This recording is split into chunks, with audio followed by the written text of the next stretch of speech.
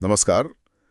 आज हम एक बहुत ही मार्मिक कहानी प्यासे का अंत, जाति का दंश के कुछ अहम हिस्सों पर बात कर रहे हैं।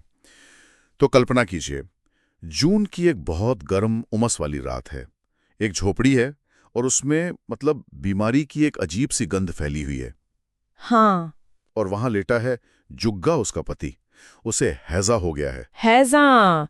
बड़ी गंभीर हालत। बिल्कुल, शरीर एकदम तप रहा है, पेट में भयानक ऐंठन है और गला गला प्यास से जैसे कांटा बन गया है। उफ। वो अपनी पत्नी गंगी से पानी मांगता है, बस बस एक घूंट ठंडा पानी। और यहीं से कहानी का जो असली द्वंद है वो शुरू होता है। हाँ बिल्कुल, क्योंकि देखिए, पास में ही ठाकुर का कुआं है, पानी एकदम साफ ठंडा, पीने लायक पानी। हाँ पीने लायक। लेकिन गंगी वो पानी नहीं ले सकती, नहीं ले सकती। क्योंकि वो नीची जाति से है।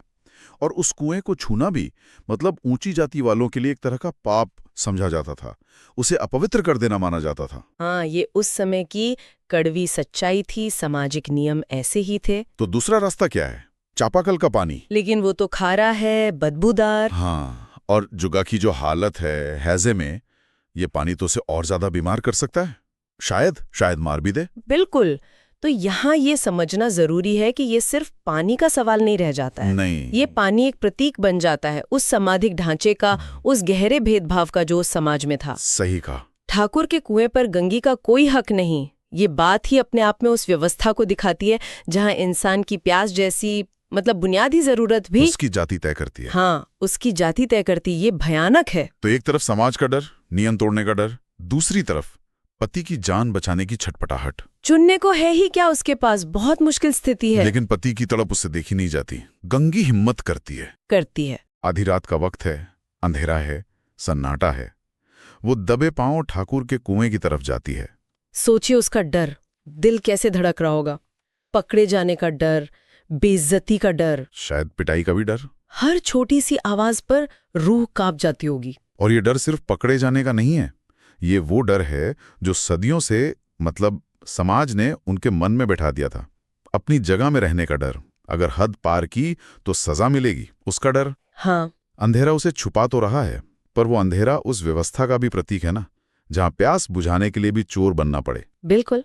वो पहुंचती है कुएं की जगत पर, धीरे से रस्सी डालती है, बाल्टी नीचे जाती है, फिर खींचना शुरू करती है, बहुत धीरे, बहुत सावधानी से, कोई आवाज न हो जाए, सांस रोक कर। हाँ, बाल्टी बस ऊपर आने वाली है कि तभी ठाकुर का दरवाजा खुलता है और एक आवाज, एक गरजती हुई आवाज आती है, कौन है रे? बस वो एक आवाज ही काफी थी, उसमें पूरे व्यवस्था की धमकी थी। गंगी के हाथ कांप गए, डर के मारे रस्सी छूट गई। धड़ाम बाल्टी वापस कुएं में। और भागने की जल्दी में उसकी साड़ी कुएं की जो मुंडेर होती है जगत, उसमें फंस जाती है। ओह। वो किसी तरह खुद को छुड़ाती है, लोटा वहीं छूट जाता है और वो खाली हाथ अंधेरे में भाग जाती है। ये सिर्फ एक नाकाम कोशिश नहीं थी, ये उस पूरे सिस्टम के खिलाफ एक छोटा सा दबा हुआ प्रतिरोध था शायद, जो उसे कुचलना चाहता था। हांफती हुई, अपमान से भरी हुई, डरी हुई, वो वापस झोपड़ी पहुंचती है। और जुग्गा, वो तो इंतजार कर रहा होगा। हाँ, जुग्गा उम्मीद से पूछता है, इतनी देर क्यों लगा दी, पानी लाई? और गंगी क्या कहें, वो कुछ बोल नहीं पाती, बस चुप है। उसकी आंखों से आंसू बह रहे हैं। ये खामोशी, ये सब कुछ कह देती है।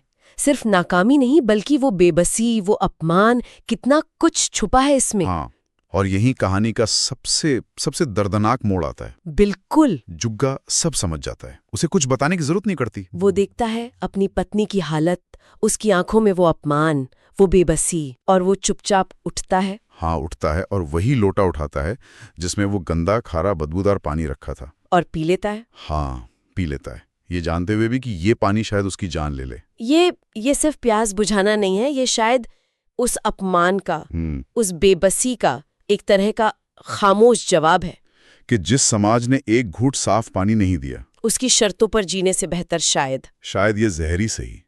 कितना कितना भयानक सच है ये।